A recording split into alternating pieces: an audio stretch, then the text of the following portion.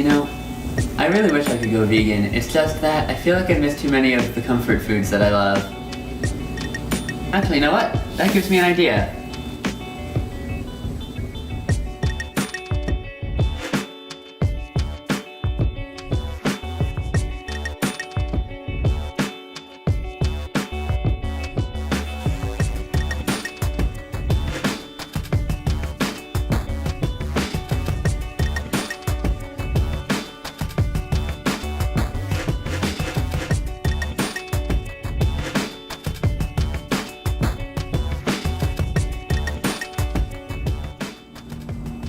So, after reading through the recipe, it honestly looked really simple.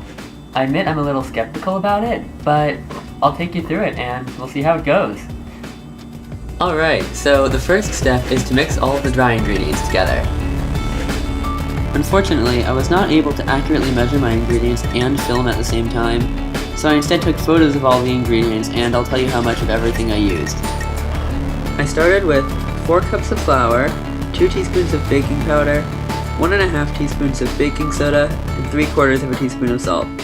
I then whisked these together in a bowl.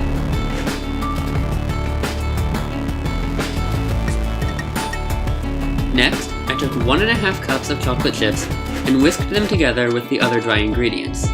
I need to make a few comments about this step. First of all, not all chocolate chips are dairy, and the standard Trader Joe's brand which I use just happens to be vegan, though you should still check the ingredients to make sure that the brand you're using is vegan. And secondly, all chocolate has an ingredient called cocoa butter, but this is not connected to dairy butter.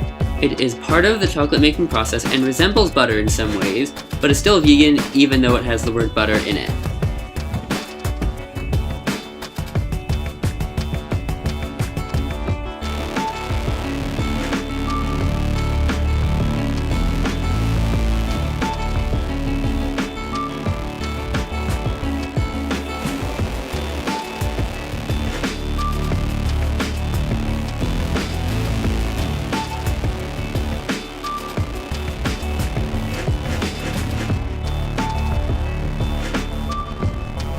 Then, in a separate bowl, I took 1 cup of sugar, a cup of brown sugar, 1 cup plus 2 tablespoons of vegetable oil, and half a cup plus 2 tablespoons of water, which I then whisked for 2 full minutes.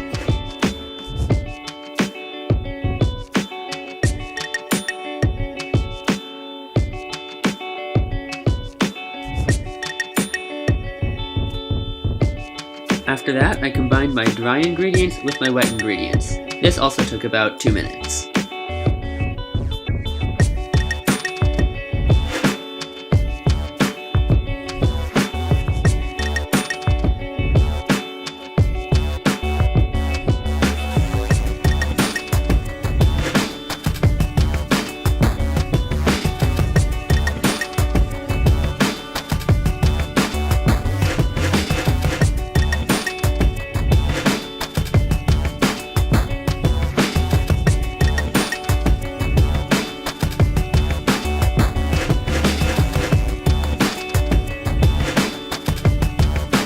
The next day, I started by preheating my oven to 350 degrees.